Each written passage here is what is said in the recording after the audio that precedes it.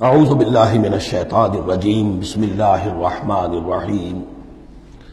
اب ہمیں مکی اور مدنی صورتوں کے اس پہلے گروپ میں جو دو جوڑے مدنی صورتوں کے ہیں ان میں سے پہلے جوڑے کی دوسری صورت کا مطالعہ کرنا ہے۔ یہ سورہ آل عمران ہے۔ جیسا کہ اس سے قبل بھی میں آپ کو بتا چکا ہوں کہ جوڑے ہونے کی نسبت یہ ہے کہ ان دونوں چیزوں میں گہری مشابہت بھی ہو، مرد اور عورت بہت مشابہت بھی ہے لیکن کچھ فرق بھی ہو، اور جو فرق ہو وہ ایسا ہو کہ جس سے ایک دوسرے کے لیے کمپلیمنٹری ہو، ایک دوسرے سے مل کر کسی مقصد کی تکمیل ہوتی ہو۔ یہ نسبت زوجیت کی حقیقت ہے۔ اب آپ دیکھیں گے مشابہتیں جو ہیں بہت نمایاں جو سورہ بقرہ میں اور سورہ آل عمران میں ہیں کہ دونوں شروع ہوئی ہیں الف لام میم سے۔ دونوں کے شروع میں قرآن مجید کی عظمت کا بیان ہے، اگرچہ سورہ آل عمران میں اس کے ساتھ ہی تورات اور انجیل کا بیان بھی ہے۔ دونوں کے اختتام پر بڑی عظیم آیات آئی ہیں۔ وہ آیت ہم پڑھ چکے ہیں جو سورہ بقرہ کے اختتام پر آئی ہے، جو کہ ایک عظیم دعا پر مشتمل ہے۔ عظیم ترین دعاؤں میں سے اس کو شمار کیا جا سکتا ہے، ربنا لا تؤاخذنا ان نسینا او اخطانا۔ سورہ آل عمران کے آخری رکوع میں بھی ایک نہایت جامع دعا آئی ہے، وہ 3-4 آیتوں میں پھیلی ہوئی ہے، بہت بڑی جامع دعا ہے۔ پھر جیسے میں نے آپ کو بتایا کہ سورہ بقرہ میں بھی یہ سورۃ الامتین ہے، دو امتوں سے بحث کر رہی ہے، گفتگو کر رہی ہے، خطاب کر رہی ہے۔ یہی معاملہ سورہ آل عمران کا بھی ہے، لیکن یہ فرق ہے کہ سورہ بقرہ میں زیادہ گفتگو ہے یہود کے بارے میں، اور سورہ آل عمران میں زیادہ گفتگو ہے نصارہ کے بارے میں۔ تو گویا کہ اس طرح وہ تکمیل ہو رہی ہے کہ اہل کتاب کا جو ایک طبقہ تھا اور اہم تر طبقہ تھا یہود، دینی اعتبار سے ان کی اہمیت زیادہ تھی، چاہے تعداد میں وہ کم تھے اور کم ہیں، لیکن یہ کہ دینی اعتبار سے ان کی اہمیت زیادہ رہی ہے۔ دوسرا طبقہ ہے یہ عیسائیوں کا، لیکن یہ کہ ان کا تذکرہ وہاں بہت کم آیا، یہاں آپ کو اس سورہ آل عمران میں زیادہ خطاب ان سے ملے گا۔ پھر جیسے سورہ بقرہ کا پہلا نصف جو ہے وہ 18 رکوعوں پر اور 152 آیات پر مشتمل تھا، اور نصف ثانی جو ہے وہ 22 رکوعوں پر لیکن 134 آیات پر مشتمل تھا، تو تقریباً مساوی دو حصے تھے۔ وہی کیفیت آپ کو یہاں ملے گی، بلکہ یہاں وہ بتمام و کمال ہے، دونوں حصے بہت مساوی ہیں۔ کل 20 رکوع ہیں، 10 رکوع ایک نصف اول میں ہے، 10 رکوع نصف ثانی میں ہے۔ صرف ایک آیت کا فرق ہے کہ پہلے 10 رکوعوں میں 101 آیات ہیں اور دوسرے 10 رکوعوں میں 99 آیات ہیں۔ پھر جیسے وہاں 3 حصے ہیں نصف اول کے، ویسے ہی یہاں بھی 3 حصے ہیں نصف اول کے، لیکن یہاں رکوعوں کی تقسیم نہیں ہے بلکہ آیات کی ہے۔ پہلی 32 آیات میں تمہیدی کلام ہے، جیسے کہ 4 رکوع سورہ بقرہ کے، اگرچہ وہاں روح سخن ابتدا ہی سے یہود کی طرف ہو گیا تھا، یہاں روح سخن ابتدا ہی سے نصارہ کی طرف ہے، لیکن یہ کہ یہاں کی 32 آیات اسی طرح تمہیدی کلام پر مشتمل ہے جیسی کہ سورہ بقرہ کے 4 رکوع۔ پھر یہاں 31 آیات براہ راست خطاب ہے نصارہ سے، خاص طور پر حضرت عیسیٰ علیہ السلام کی ولادت کن حالات میں ہوئی، کیا ان کا مقام و مرتبہ تھا، کیا ان کی اصل حیثیت تھی، پھر یہ کہ ان کے ساتھ کیا معاملہ ہوا۔ یہ حصہ نازل بھی ہوا ہے سن 9 ہجری میں، جو شامل یہاں کر دیا گیا ہے، حالانکہ اس سورہ مبارکہ کا اکثر و بیشتر حصہ جو ہے وہ سن 3 ہجری میں غزوہ احد کے بعد نازل ہوا ہے، لیکن یہ کہ یہ حصہ جو ہے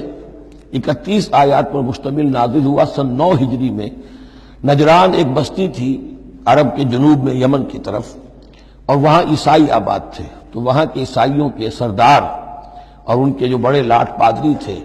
وہ کچھ 70 عیسائیوں کا ایک وفد لے کر آئے حضور کی خدمت میں مدینہ منورہ میں، بات سمجھنے سمجھانے کے لیے کہ آپ کس بات کی دعوت دے رہے ہیں، اور کئی دن مقیم رہے اور بات پوری سمجھ بھی لی، خاموش بھی ہو گئے، پھر بھی بات نہیں مانی تو حضور نے مباہلے کی دعوت دی، اس چیلنج کو قبول کیے بغیر وہاں سے چلے گئے۔ لیکن یہ کہ بہرحال انہوں نے جو ترتیب جس شدت کے ساتھ ہونی چاہیے تھی ان کی طرف سے وہ بھی نہیں کی، یہ شرافت کا انہوں نے مظاہرہ کیا۔ بہرحال یہ 9 رکوع، یہ جو 31 آیات ہے سن 9 میں نازل ہوئی۔ یہی نوٹ کر لیجئے کہ سورہ بقرہ کی بھی ایک بات میں بتانے سے میں بھول گیا اس وقت، کہ کہ یہ جو سود سے متعلق احکام ہیں، جو رکوع ہے، جو 38واں رکوع ہے سورہ بقرہ، یہ بھی تقریباً سن 9 میں نازل ہوا ہے۔ گویا کہ وہ مشابہت بھی موجود ہے کہ اگرچہ سورہ بقرہ کا اکثر و بیشتر حصہ غزوہ بدر سے قبل نازل ہوا، لیکن اس میں بھی کچھ آیات وہ ہیں جو سن 9 ہجری میں نازل ہوئی ہیں اور سود کے بارے میں آخری حکم ہے۔ اسی طریقے سے یہاں جو یہ نجران کے عیسائیوں سے خطاب کے لیے جو آیات نازل فرمائی گئیں، یہ سن 9 میں نازل کی گئیں، لیکن شامل ہے سورہ آل عمران میں کہ جس کا اکثر و بیشتر حصہ سن 3 ہجری میں غزوہ احد کے بعد نازل ہوا ہے۔ پھر جیسے سورہ بقرہ کے نصف اول کا جو آخری تیسرا حصہ تھا، وہ 15واں، 16واں، 17واں، 18واں رکوع، اس میں یہ کہ حضرت ابراہیم کا ذکر تھا، خانہ کعبہ کا ذکر تھا، اسی طریقے سے وہی بات یہاں ملے گی آپ کو۔ اور یہاں اب اہل کتاب کو دعوت دی گئی ہے اسی انداز میں جیسے کہ وہاں 16ویں رکوع میں سورہ بقرہ کے دی گئی ہے۔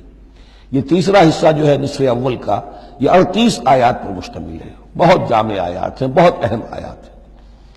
اس کے بعد نصف ثانی شروع ہو جاتا ہے جس میں کہ یا ایھا الذین آمنوا، جیسے 19ویں رکوع سے شروع ہوا سورہ بقرہ میں یا ایھا الذین آمنوا استعینوا بالصبر والصلاۃ ان اللہ مع الصابرین، یہاں اب یہ 11واں رکوع جو ہے وہ شروع ہوگا یا ایھا الذین آمنوا اتقوا اللہ حق تقاتہ ولا تموتن الا وانتم مسلمون۔ یہ جو نصف ثانی کے 10 رکوع ہیں، ان کی تقسیم یہاں پر عمودی ہے، افقی نہیں ہے۔ پھر تقسیم کر سکتے ہیں، پہلے 2 رکوعوں میں زیادہ خطاب مسلمانوں سے ہے، اور پھر اگرچہ روئے سخن جو ہے پھر اہل کتاب کی طرف بھی ہے۔ پھر 6 رکوع مسلسل ہیں غزوہ احد کے حالات پر مشتمل،